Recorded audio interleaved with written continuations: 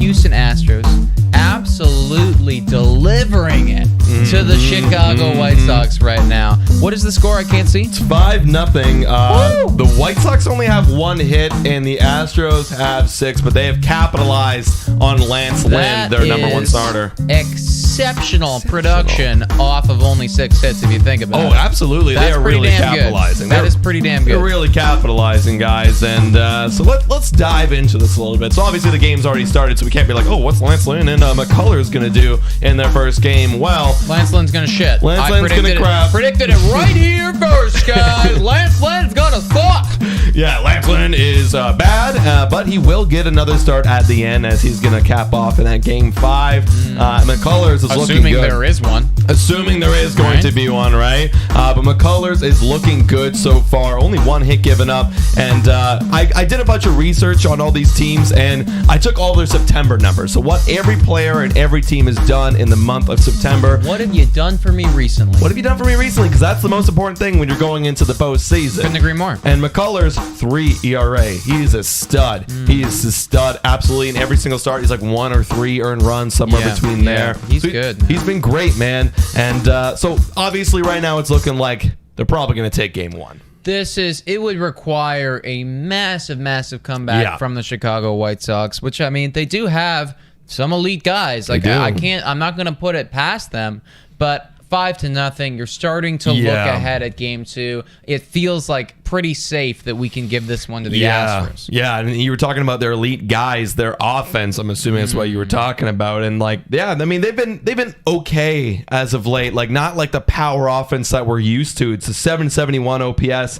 a 264 batting average. But the good thing about the Chicago White Sox bullpen, it's their bullpen. Excuse me. Their bullpen's exceptional. 3.41 ERA in September. Yeah, remarkable. That is pretty exceptional, man. And you want to have a good bullpen coming into the stretch. As Blue Jays fans, we know the problems with having bad bullpens. So right now, Houston slapping them around, getting the game 1. They got that one locked in. How are you feeling about the rest of this series? Honestly, for me, I predicted that the Houston Astros would take it in our bracket, and I think I'm still leaning there. No bias between this game. Like, I was still kind of leaning there because looking at the rest of the stretch. Also, Alvaro.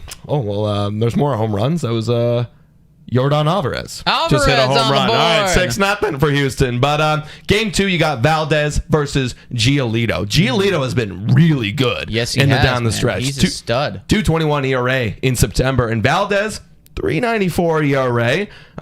So for that one, obviously, I'm probably going to lean more towards the Giolito. Game 3, you got Garcia, the rookie sensation, 3.67 ERA. Rondon, 3.67 ERA. Yeah, really good for a rookie. How many innings? No, this is just for like September. Excuse me. Yeah, I mean, I'm curious to know how many innings, guys. Somebody put that in the chat right now, because I mean, that guy could be a serious rookie of the year candidate. Definitely, in my mind, he is. However, right now he's on a 90 pitch limit. Like, he's been kind of getting capped at 90 pitches. He's not really going far. I don't know if that's part of his development. Sometimes I would imagine that in the postseason too, though, like, that could be even shorter.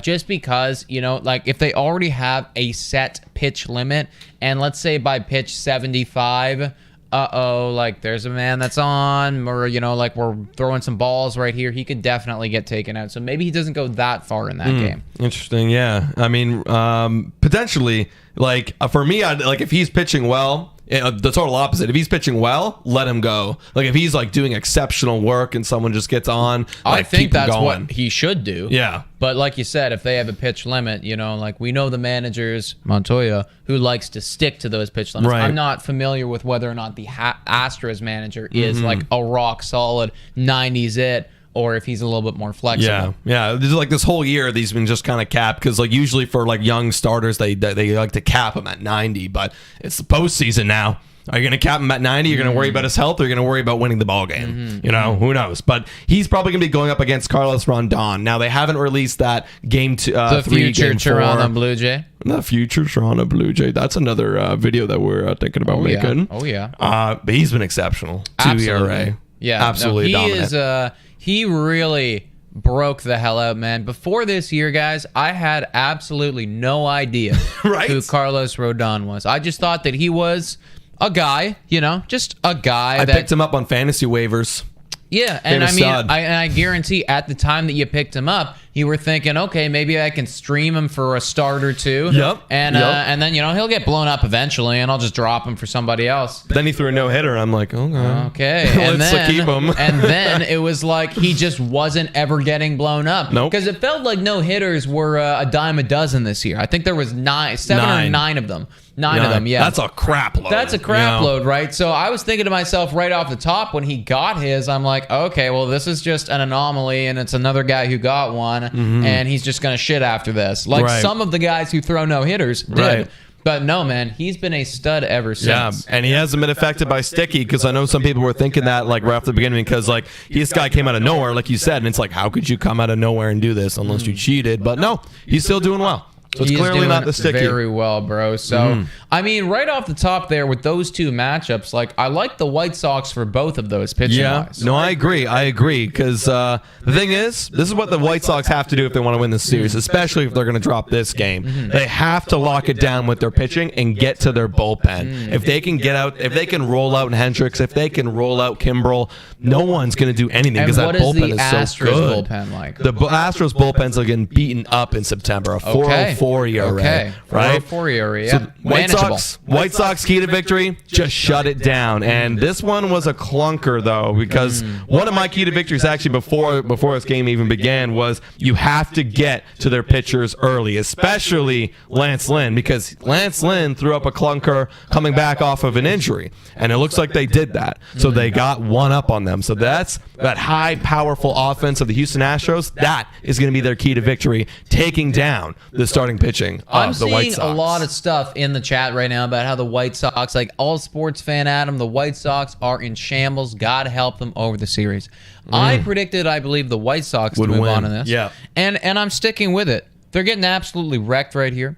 But with that pitching matchup of Giolito against Valdez and then Rodon against Garcia, I like both of those. I think the key to victory for me, for the White Sox, is hit. Hit. You got to hit a little bit better. These guys are going to slug, man. For the Astros, you got to smack. Like you said, get to them early. But I think that, you know what? This is a anomaly of a game. I think that Lance Lynn just got screwed up early. They did what they had to do.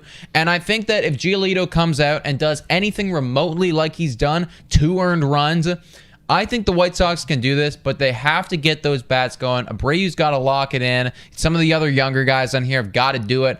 I'm sticking with my prediction. They win Giolito. They win Rodon. And then, it's like maybe it does go game 5 and they smack their way out of it. Yeah, the game 4 is pretty up in the air. They have kind of 2 bad pitchers in September. You got Jose Urquidy,